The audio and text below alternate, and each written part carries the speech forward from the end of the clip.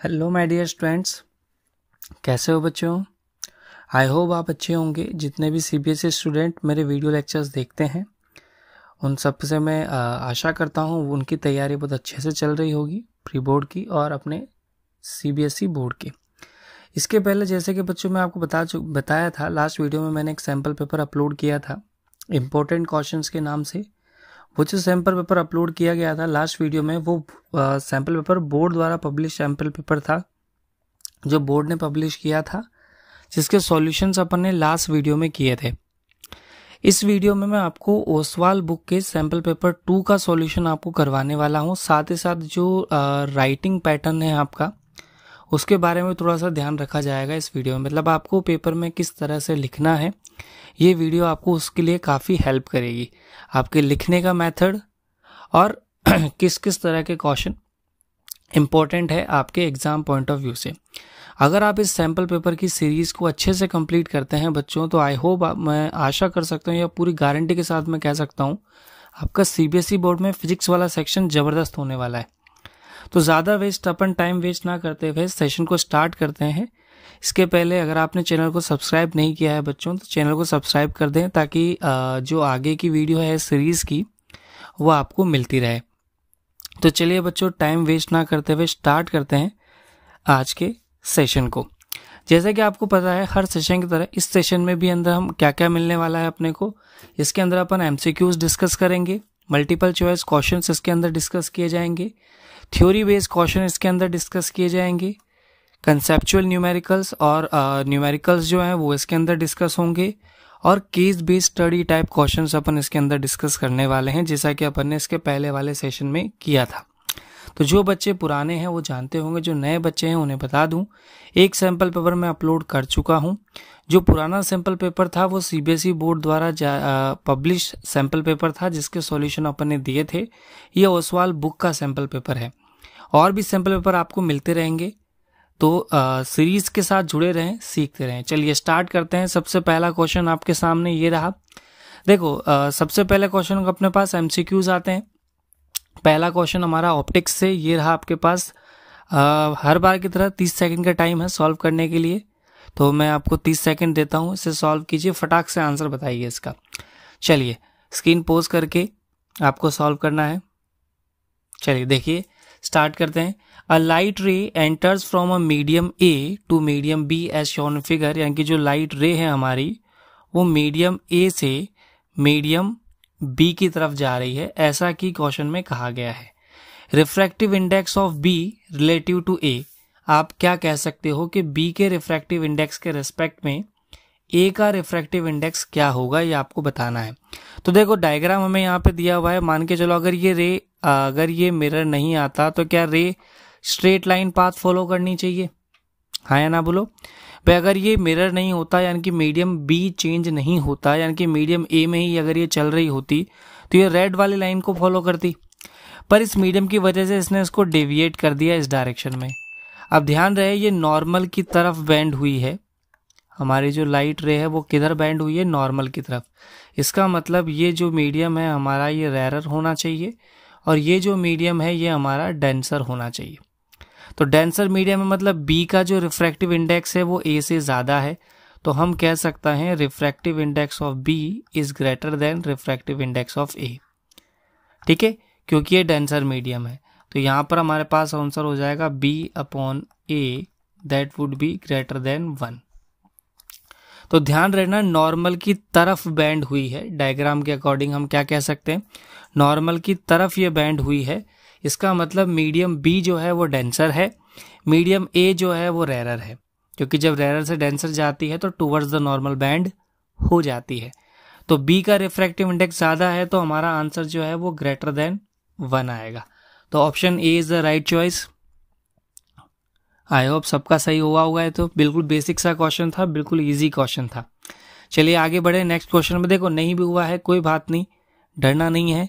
चीज़ों को सीखने के लिए अपन क्लास ज्वाइन की है, आपने सीरीज ज्वाइन की है, तो चीज़ों को समझते चलो, बेसिक कंसेप्ट को सीखते चलो। पहली वीडियो में मैं आपको यही बोल रहा था, सेकंड में भी यही बोलता हूँ। चलिए नेक्स्ट क्वेश्चन आपके सामने ये रहा। अगेन 30 सेकंड, सॉल्व कीजिए, स्क्रीन पोज कीजिए, देन सॉल्व कीजिए। चलिए देखिए, अब मैच करते हैं आपका आंसर कितना सही है कितना गलत।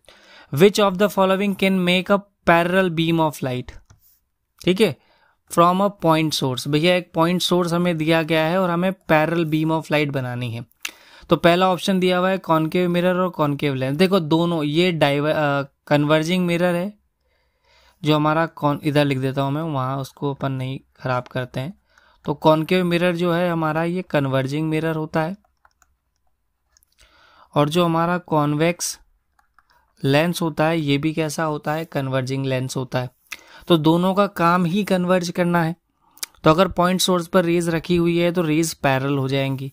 तो हमारा ए वाला ऑप्शन जो है इसमें करेक्ट हो जाएगा। बाकी और चेक करने की जरूरत ही नहीं है बच्चों, तो सबको चेक करने की जरूरत नहीं है। ये तो हो ही नहीं सकता 90 डिग्री पे प्लेन मिरर को रख रहे हो। कॉनकेव मिरर ये भी डाइवर्जिंग है, सॉरी कॉनकेव मिरर कन्वर्जिंग है बट ये डाइवर्जिंग है, तो ये नहीं हो सकता। ये भी डाइवर्जिंग है, नहीं हो सकता। ये भी डाइवर्जिंग है। तो option A is the right choice. Easy question, बहुत इजी क्वेश्चन। चलिए आगे बढ़े। नेक्स्ट क्वेश्चन हमारे सामने, the focal length of eye lens increases when eye muscles. थोड़ा सा सोचने वाला क्वेश्चन था, अच्छे बच्चे के लिए ज़्यादा मुश्किल मेरे अकॉर्डिंग तो नहीं लगता, बट थोड़ा सा अपने को इसके ऊपर सोचना था, आंसर आ जाएगा। चलिए क्वेश्चन करते हैं। फोकल लेंथ इंक्रीज करनी है हमें, ठीक है, तो आई मसल्स को क्या करना पड़ेगा। देखो फोकल लेंथ इंक्रीज करनी है, सपोज मान के चलो कि ये मेरे पास एक लेंस है, ठीक है, कोई भी एक लेंस है मान के चलो। अगर मैं इसे कंप्रेस करता हूं दोनों तरफ से और अगर मैं इसको थिक बना लेता हूं, ये मैंने इसको थिक बना लिया, तो इसकी जो फोकल लेंथ है वो क्या हो जाएगी, कम हो जाएगी। लेकिन अगर ये थिन है, थिनर है, तो फोकल लेंथ ज़्यादा होगी। और अगर ये थिक है, मतलब अगर लेंस को हमने मोटा कर दिया है, तो उस केस में जो फोकल लेंथ है इसकी वो कम हो जाएगी। तो थिकनेस बढ़ रही है, अगर आप लेंस को दबाओगे, सिंपल सी बात है, अगर लेंस को कंप्रेस करेंगे, हम कॉन्ट्रैक्ट करेंगे, तो लेंस थिक हो जाएगा। थिक हो जाएगा तो फोकल लेंथ कम हो जाएगी। हमें कम नहीं करनी, क्वेश्चन के अकॉर्डिंग हमें बढ़ानी है। बढ़ानी है तो आई मसल्स को क्या होना पड़ेगा, रिलैक्स होना पड़ेगा, ताकि लेंस को थिन बनाया जा सके। थिनर लेंस होगा तो फोकल लेंथ ज़्यादा होगी। देखो ना, अब इसकी फोकल लेंथ ज़्यादा है, इसका स्पेयर बड़ा आएगा, इसका स्पेयर छोटा आएगा। तो हमारा ऑप्शन ए, इसमें भी ऑप्शन ए आंसर आ जाएगा, ठीक है। आई मसल्स का काम क्या होना चाहिए अगर हम लेंस को इंक्रीज करना चाहते हैं। अगर यही क्वेश्चन ऐसे पूछा जाता है कि हमें लेंस की फोकल लेंथ को डिक्रीज करना है, देन आई मसल का काम क्या होगा, देन बी ऑप्शन करेक्ट होगा, अगर हमें डिक्रीज करनी होती तो। बट क्वेश्चन में इंक्रीज करने की बात हुई है, तो इंक्रीज करनी है हमें, ना कि डिक्रीज करनी है। चलिए आगे बढ़े, तो इसमें भी ए ऑप्शन है।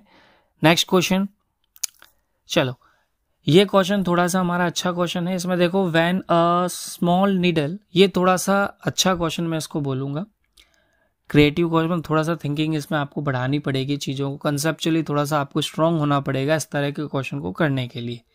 है सिंपल सा क्वेश्चन, 30 सेकेंड में हो जाएगा, बट तभी होगा जब आपके कंसेप्ट क्लियर होंगे।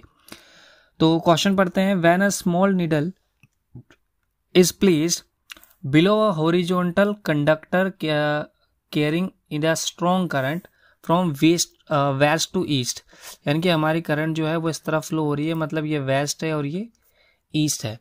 क्वेश्चन में ऐसा कहा गया है, west to east current flow हो रही है, ठीक है। तो हमसे पूछा है its north pole will indicate the, तो इसका जो नॉर्थ पोल है वो कौन सी डायरेक्शन में इंडिकेट करेगा। तो ध्यान रखना, इस तरह के क्वेश्चन में हमारा जो आंसर होता है जनरली वो स्नो रूल के थ्रू दिया जाता है। स्नो रूल क्या करता है, साउथ नॉर्थ ओवर वायर, यानी कि जब हमारी मैग्नेटिक नीडल वायर के नीचे रखी जाती है, उस केस में अगर करंट हमारी वेस्ट से ईस्ट फ्लो हो रही है, यानी कि वेस्ट की तरफ अगर करंट फ्लो हो रही है, तो हमारा जो नॉर्थ पोल है वो नॉर्थ साउथ, मतलब जो हमारा मैग्नेटिक कंपास है वो नॉर्थ साउथ डायरेक्शन को इंडिकेट करती है। तो इस रूल के थ्रू हमें ये ध्यान रखना है कि जो हमारा ऑप्शन सी है इसमें वो करेक्ट होगा, नॉर्थ साउथ डायरेक्शन में इंडिकेट करेगी। वेस्ट से ईस्ट करंट फ्लो हो रही है तो मैग्नेटिक फील्ड इसके परपेंडिकुलर होता है, और इसके परपेंडिकुलर डायरेक्शन नॉर्थ साउथ ही होती है। तो आप ऐसे भी याद रख सकते हो कि हमारा वेस्ट ईस्ट में करंट फ्लो हो रही है तो मैग्नेटिक फील्ड इसके परपेंडिकुलर होगा। तो इसके परपेंडिकुलर कौन बचा, नॉर्थ और साउथ, तो इसके परपेंडिकुलर मैग्नेटिक फील्ड होगा, तो साउथ और नॉर्थ डायरेक्शन इसकी हो जाएगी। चलिए आगे बढ़ते हैं। नेक्स्ट क्वेश्चन हमारे पास असर्शन रीजन आ गया हमारे पास। चलो ये बहुत इजी क्वेश्चन है बच्चों, इसमें भी अगर आपको properties of magnetic field lines learn है तो बहुत इजी क्वेश्चन है। क्वेश्चन क्या कह रहा है, देखो असर्शन कहना चाह रहा है magnetic field lines never intersect. Reason कहना चाह रहा है at a particular point magnetic field has only one direction. अब देखो पहले असर्शन जो कह रहा है वो कह रहा है कि वो इंटरसेक्ट नहीं करती। अब रीजन सही दिया हुआ है क्योंकि एक पर्टिकुलर पॉइंट पर दो डायरेक्शन नहीं हो सकती, एक ही डायरेक्शन हो सकती है मैग्नेटिक फील्ड की। तो असर्शन भी करेक्ट है, रीजन भी करेक्ट है और करेक्ट एक्सप्लेनेशन भी है। तो option A is the right choice. तो ऑप्शन ए हमारा करेक्ट हो जाएगा इसमें, क्योंकि दोनों हमारे करेक्ट हैं। असर्शन भी ट्रू है, रीजन भी ट्रू है और reason is the correct explanation of A. तो मोस्टली तो हमारे आंसर ए ही निकले हैं इस पेपर में। चलिए आगे बढ़ें। अब कंसेप्चुअल क्वेश्चन की बारी, थोड़ा दिमाग चलाने वाले क्वेश्चन अब आए हैं। ठीक है, चलिए पहला क्वेश्चन देखो हमारे पास क्या कहा गया है। चाहो तो आप स्क्रीन पोज करके ट्राई करो, सबसे अच्छा होगा इस क्वेश्चन को ट्राई करो स्क्रीन पोज करके, फिर अपन इसका सॉल्यूशन करते हैं। हो गया, चलिए अब देखिए एन ऑब्जेक्ट ऑफ हाइट, देखो हमें ऑब्जेक्ट की हाइट दी हुई है तो मैं यहाँ लिखता चलता हूँ इसको। हाइट ऑफ ऑब्जेक्ट मुझे दिया हुआ है कितना, 2.5 सेंटीमीटर।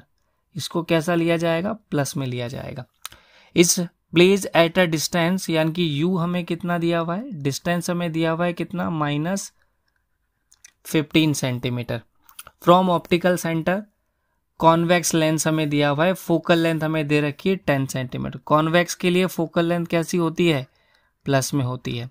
ट्रिक बताई थी ना मैंने, कॉन्वेक्स लेंस जो कोरोना पॉजिटिव होता है वो कॉन्वेक्स है, तो कॉन्वेक्स इज कोरोना पॉजिटिव, मतलब कॉन्वेक्स के लिए फोकल लेंथ प्लस होती है, चाहे वो मिरर हो या लेंस हो। ये तीन वैल्यू हमें गिवन है, लिख देता हूं इधर, this is given for us. हमें पूछा है draw the ray diagram to find position and size of image form, mark optical centre and principal focus and, ये एंड है, height of the image on diagram. ये सारी चीजें यानी कि हमें ऑप्टिकल सेंटर भी मार्क करना है, प्रिंसिपल फोकस भी मार्क करना है, हाइट भी मार्क करनी है। तो पहले तो हम v को कैलकुलेट कर लेते हैं, हालांकि कैलकुलेशन की यहाँ जरूरत नहीं है पर हम कर लेते हैं। तो बाय यूजिंग लेंस फॉर्मूला, तो हम इसको कैलकुलेट करके देख लेते हैं। तो 1/v minus 1/u is equal to 1/f। तो यहाँ पर जब आप वैल्यू पुट करोगे तो 1/v मेरा आ जाएगा 1/f प्लस 1/u। तो यहाँ पर वैल्यू पुट करो, 1/v मेरा आ जाएगा 1/u की वैल्यू आ गई मेरे पास -15 और f की वैल्यू f की वैल्यू है मेरे पास प्लस में 10 और u की वैल्यू है मेरे पास 15। एलशियम मेरे पास कितना आ जाएगा, 60 एलशियम आएगा। तो ये मेरा कटेगा 6 टाइम और नहीं, इसके एलशियम आप ले लो 150 ले लो, ठीक है। तो ये मेरा कट जाएगा यहाँ पे 15 टाइम और ये मेरा कटेगा 10 टाइम। तो मेरा आंसर आ जाएगा 5/150। Then answer will be 30 centimetre plus में, ठीक है। मैग्निफिकेशन से आप हाइट कैलकुलेट कर सकते हो, वैसे मुझे इस सब की जरूरत नहीं थी। डायग्राम हमारा कुछ इस तरह का बनेगा।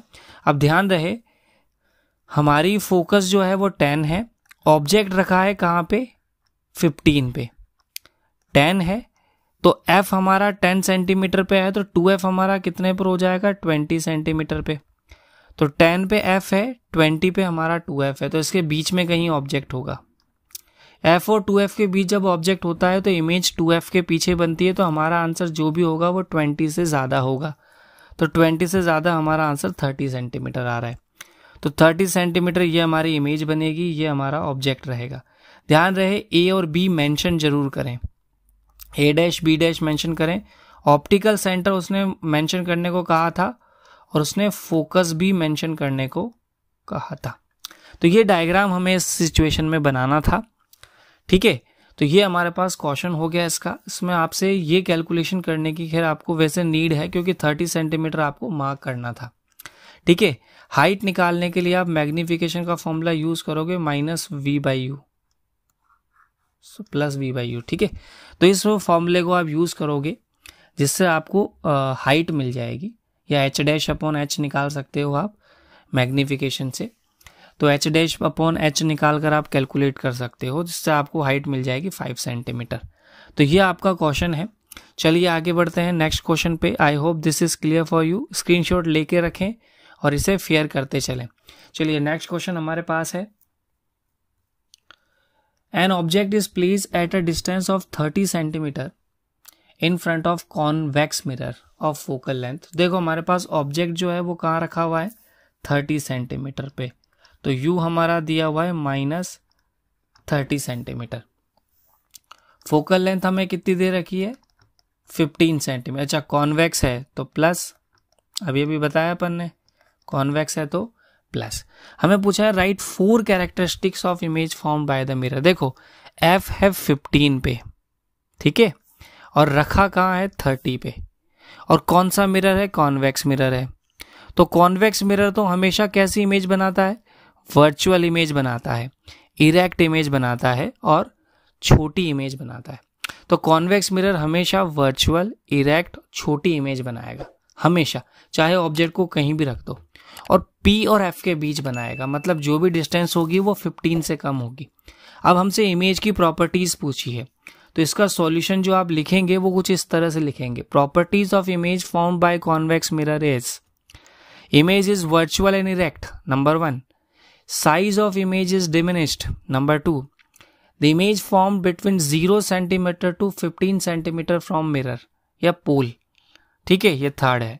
And mirror is form behind the mirror.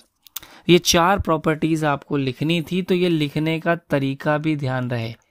मैं आपको क्वेश्चन को लिखने का तरीका भी साथ के साथ बता रहा हूं, जो आपके लिए काम की चीज है।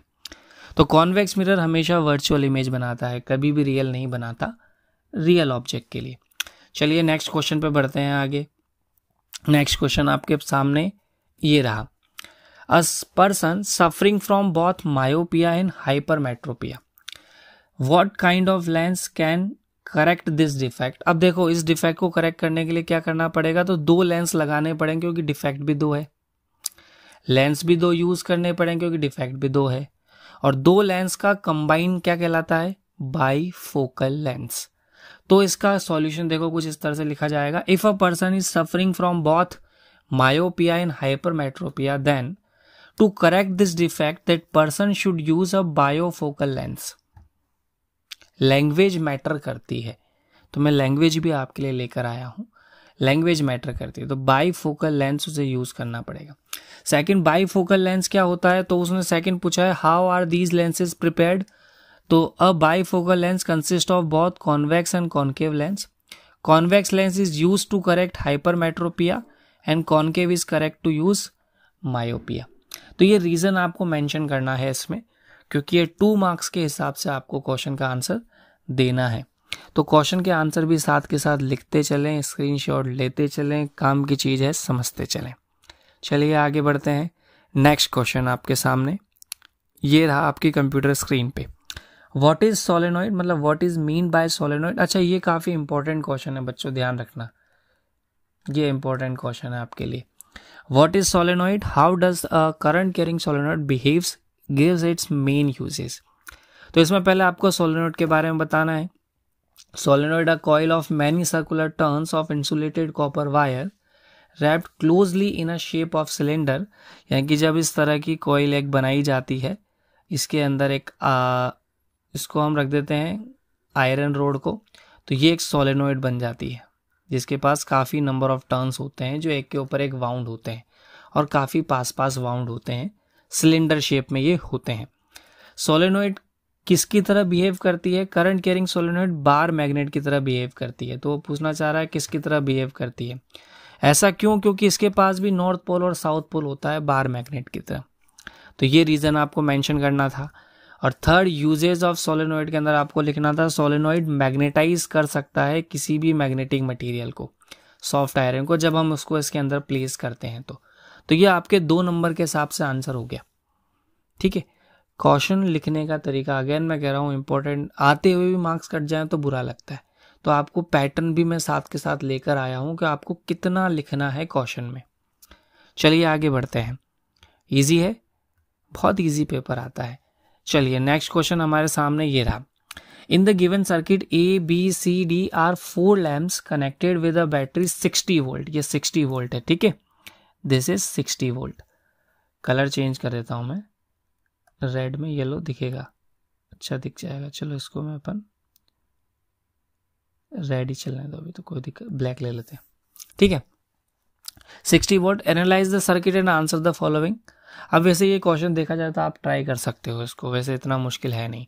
क्वेश्चन नंबर ए वैसे साथ के साथ करते चलो, जैसे आप क्वेश्चन आता है आप स्क्रीन पोज कर दिया करो और उसे सॉल्व करने की कोशिश करो।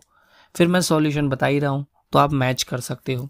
What kind of combination are the lamps arrange. अच्छा, किस कॉम्बिनेशन में लगे हुए हैं, सबको दिख रहा है साफ साफ, वो ऑप्शन भी दे रहा है सीरीज या पैरेलल, तो हम लिख देंगे आंसर हमारा क्या हो जाएगा, पैरेलल कॉम्बिनेशन। तो आंसर लिखा जाएगा combinations of lamp are arrange, the lamps are arrange in parallel combination. चलिए, explain with the reference of your above answer what are the advantages of combination. अच्छा, इसका एडवांटेजेस क्या है। नंबर 1 तो साफ दिख रहा है, सबके लिए सेपरेट स्विच अवेलेबल है। तो number 1, separate switches are available for each lamp, number 1। Second, सबको वोल्टेज सेम मिल रही है, तो operating voltage is remain same for every lamp. तो 2 एडवांटेजेस हो गए। पहला, separate switches can be avail for single lamp. Second, equal voltage can be produced across each lamp. हर लैम्प के अक्रॉस इक्वल वोल्टेज प्रोड्यूस की जा सकती है, हर एक के लिए सेपरेट स्विच दिया जा सकता है, ठीक है। ये इसके फायदे हो गए। चलिए नेक्स्ट करते हैं। Explain with the proper calculation which lamp glow fast brightest. अब ध्यान दो, हमें पता है जो हमारी पावर है वो किसकी, उसका फॉर्मूला क्या होता है, V × I होता है। तो पावर हमारी डायरेक्टली प्रोपोर्शनल हो जाएगी करंट के, ये पावर है। V तो हमारा कांस्टेंट है, अभी अभी अपन ने बात की है। V हमारी कांस्टेंट क्या है, 60 वोल्ट है, ठीक है। और करंट हमें हर ब्रांच में दे रखी है, तो देखो इसके लिए हमारे पास 60 वोल्ट, 60 वोल्ट, 60 वोल्ट, 60 वोल्ट। तो हम पावर निकाल सकते हैं, ठीक है। तो पावर निकाल सकते हो आप। तो मैं पहले तो PA निकाल देता हूं। PA मेरे पास क्या हो जाएगा, 60 × 3 V × I। तो 60 × 3 हो जाएगा मेरे पास 180 वॉट। PB मेरे पास कितना हो जाएगा, देखो 60 × 4, तो ये मेरा हो जाएगा 240 वॉट। PC मेरे पास कितना हो जाएगा, 60 × 5, 300 वॉट। और PD मेरे पास क्या हो जाएगा, 60 × 3 यानी कि 180 वॉट। अब उसने कैलकुलेशन के साथ दिया है तो अपने को कैलकुलेशन करनी पड़ेगी बच्चों। तो बेसिक सी कैलकुलेशन है, वोल्टेज सेम है, करंट दे रखी है, मल्टीप्लाई कर दो, जिसकी वैल्यू, जिसकी पावर सबसे ज्यादा वो सबसे ब्राइट होगा। तो हम कह सकते हैं C बल्ब इज ब्राइटेस्ट, ठीक है। तो C बल्ब ब्राइटेस्ट होगा, क्यों होगा, क्योंकि उसकी पावर सबसे ज्यादा है।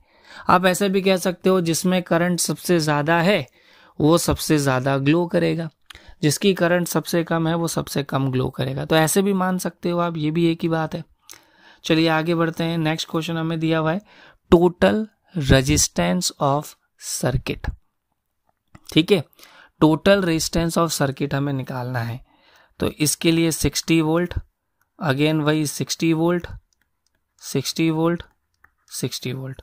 तो टोटल रेजिस्टेंस पैरेलल में है, तो पहले मैं RA कैलकुलेट कर लूं, तो वो मेरा क्या हो जाएगा, V/I, ठीक है।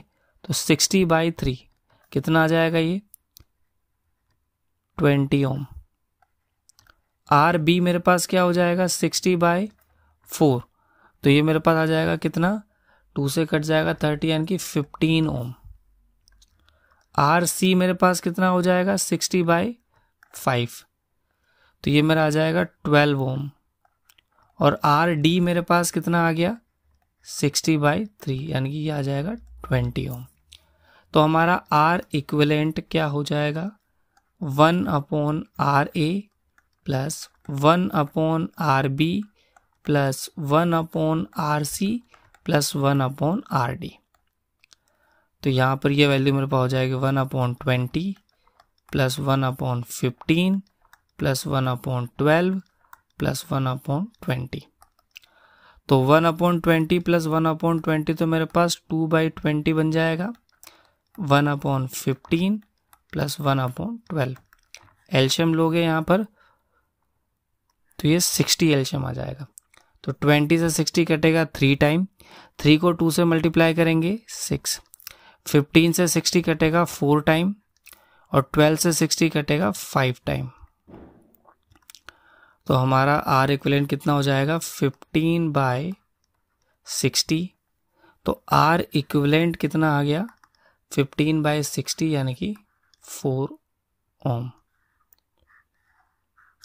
ठीक है, दिस इज योर आंसर। ठीक है, तो ये हमारा क्वेश्चन था। चलिए आगे बढ़े। नेक्स्ट क्वेश्चन, न्यूमेरिकल्स आ गए। ये न्यूमेरिकल्स देखो हमारे पास क्वेश्चन क्या कहना चाह रहा है, a person needs a lens of power, यानी कि हमें एक P1 दी हुई है, वो दी हुई है +3 डायप्टर एंड P2 हमें दिया हुआ है -3 डायप्टर। हमें पूछा है calculate the focal length of each lens. ठीक है, तो हम यहाँ से F1 निकाल लेंगे इसका। तो F1 मेरे पास हो जाएगा 100/3 कर दो, सेंटीमीटर में आ जाएगा आंसर। तो ये मेरा आ जाएगा 33.33 सेंटीमीटर, या आप ऐसा भी कह सकते हो +0.33 मीटर। ठीक है, ऐसे इसका निकालोगे तो आप इसका भी यही आएगा। F2 मेरे पास क्या आ जाएगा 100/3, तो F2 भी मेरे पास आ जाएगा -33.33 सेंटीमीटर, या फिर इसको भी कन्वर्ट कर सकते हैं हम -0.33 मीटर में। तो ये मेरे पास क्वेश्चन हो गया, सिंपल था, कुछ नहीं करना, 100 से मल्टीप्लाई करना है। सेंटीमीटर में बताना हो सेंटीमीटर में आ जाएगा, और अगर आप 1 मीटर में चाहते हो तो 1 से डिवाइड कर देंगे उसे। चलिए नेक्स्ट क्वेश्चन हमारे पास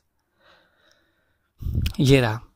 देखो हमसे क्वेश्चन क्या क्या आ गया, पावर ऑफ लेंसेज। ट्राई करेंगे, जरूर स्क्रीन पोज कीजिए, ट्राई कीजिए। चलिए आ जाइए देख लेते हैं। पावर ऑफ लेंस हमें दिया हुआ है, तो P हमें दिया है +5 डायप्टर।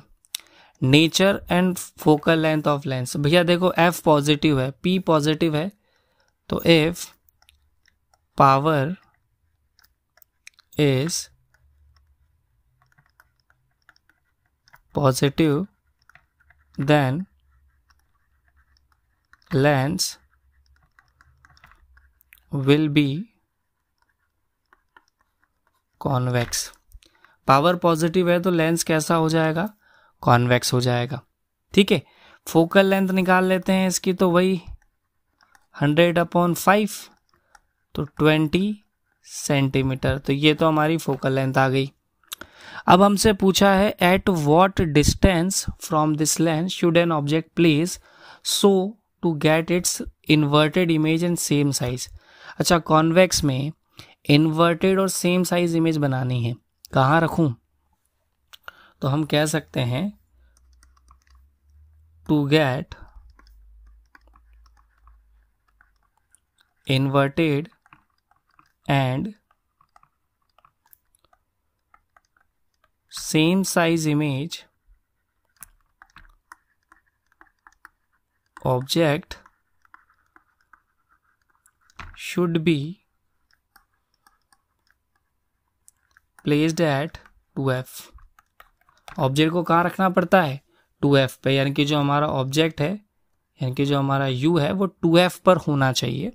2f मतलब +40 सेंटीमीटर पे। ठीक है, तो आपको 2f पर रखना पड़ेगा, तब जाकर आपको सेम साइज की इमेज मिलेगी और इन्वर्टेड इमेज मिलेगी। इजी है।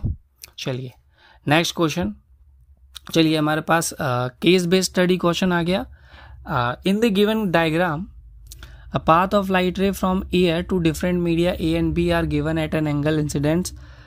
Carefully and answer the following any 4 questions from 1 to 5. तो पहला क्वेश्चन हमारा है angle of incidence is increase in both media, then what will be the angle of refraction. अगर ध्यान देना, क्योंकि हमें पता है स्नेल्स लॉ के थ्रू, according to Snell's law, sine i upon sine r should be constant. यानी कि अगर आई को बढ़ाओगे तो आर भी बढ़ेगा. समझ रहे हो? कांस्टेंट होने का मतलब क्या हो गया? अगर आप इंसिडेंस एंगल को इंक्रीज कर रहे हो then refraction angle will also increases. तो यहां पर हमें fill in the blanks fill करना था, इंक्रीज. ठीक है, तो अगर आप इंसिडेंस एंगल को इंक्रीज करते हो तो रिफ्रैक्शन एंगल भी इंक्रीज होगा, क्योंकि आई जो है वो प्रोपोर्शनल होता है आर के, according to Snell's law. Clear? चलिए इसका next part, B part, what happens when refractive index of both media are equal. अच्छा, अगर refractive index of both media are equal then no refraction of light takes place. अगर ऐसा होता है तो no reflection of light take place, reflection of light होगा ही नहीं. यानी कि लाइट अपने पाथ से डेविएट होगी ही नहीं, वो सीधा निकल जाएगी. ठीक है, क्योंकि मीडियम ही चेंज नहीं हुआ. जब रिफ्रैक्टिव इंडेक्स सेम है मतलब मीडियम चेंज नहीं हुआ. मीडियम चेंज नहीं हुआ तो लाइट रिफ्रैक्ट नहीं होगी. तो no refraction of light take place या अकर. चलिए लास्ट है, glycerine and glass have the same refractive index, how will you observe reflection and refraction phenomena. Again same question है, ग्लास और ग्लिसरीन दोनों का रिफ्रैक्टिव इंडेक्स सेम है, that means we will not observe refraction phenomena in glass glycerine interference. तो इसमें हमारे पास हो जाएगा नो रिफ्रैक्शन. ठीक है, इसमें भी हमारे को कोई रिफ्रैक्शन देखने को नहीं मिलेगा क्योंकि रिफ्रैक्टिव इंडेक्स सेम है. क्लियर हो गया? इजी क्वेश्चन है. चलिए लास्ट क्वेश्चन है इसका, ये refractive index of glass is 1.5 that of water. Then हमें पूछा है refractive index of glass with respect to water. तो जिसके रेस्पेक्ट में निकाला जाता है, ध्यान देना, अगर हमें आर आई निकालना है, आर आई का मतलब यहाँ पर रिफ्रैक्टिव इंडेक्स है, तो आर आई ऑफ ग्लास में इधर लिख देता हूँ, R I of glass with respect to water. तो मेरे पास हो जाएगा ग्लास का रिफ्रैक्टिव इंडेक्स यानी कि 1.5 अपॉन 1.33. अच्छा, इसको हम कैसे सॉल्व करेंगे? देखो आर आई ऑफ ग्लास, तो ये मेरा 1.5 को मैं क्या लिख सकता हूँ, 3/2 लिख सकता हूँ. ठीक है, और 1.33 को क्या लिख सकता हूँ, 4/3. तो ये मेरे पास हो जाएगा 9/8. और अगर आर आई ऑफ में वाटर निकालूंगा तो ये इसका जस्ट उल्टा हो जाएगा, 8/9. इसका जस्ट रिवर्स हो जाएगा. ठीक है, तो जस्ट आपको इन्वर्ट करना है इसमें. अच्छा क्वेश्चन है, 1.33 अपॉन 1.5. तो ये हमारे पास जस्ट इसका इन्वर्ट हो जाएगा. क्लियर हो गया? तो 9/8 है तो वाटर का ग्लास के रेस्पेक्ट में उल्टा हो जाएगा, इन्वर्ट हो जाएगा. जस्ट चीज़ें बदल जाती हैं. जिसके रेस्पेक्ट में निकाल रहे हैं उसकी वैल्यू नीचे आती है और जिसकी वैल्यू फाइंड कर रहे हैं उसकी वैल्यू ऊपर आती है. ठीक है, तो यहाँ पर आपका सैम्पल पेपर कंप्लीट होता है बच्चों. नेक्स्ट क्लास में मिलेंगे अपन एक और सैम्पल पेपर के साथ. तब तक के लिए चैनल को सब्सक्राइब कर लें, बेल आइकन प्रेस कर लें, ताकि जैसे ही मैं नई वीडियो डालूंगा बच्चों आपको उसका नोटिफिकेशन मिल जाएगा फटाक से और आप उस वीडियो को देख सकते हैं. ठीक है, और इस वीडियो से जुड़े रहें. और अगर आपको इससे कोई क्वेरी है, कोई प्रॉब्लम है, तो आप अपना डाउट मुझे कमेंट बॉक्स में सेंड कर सकते हैं. मैं आपका डाउट एज यूजुअल जितना जल्दी हो सकेगा उतना जल्दी मैं उसे सॉल्व करने की कोशिश करूँगा. तब तक के लिए गुड बाय बच्चों. Thank you, thanks for watching. Keep watching, keep learning. Thank you.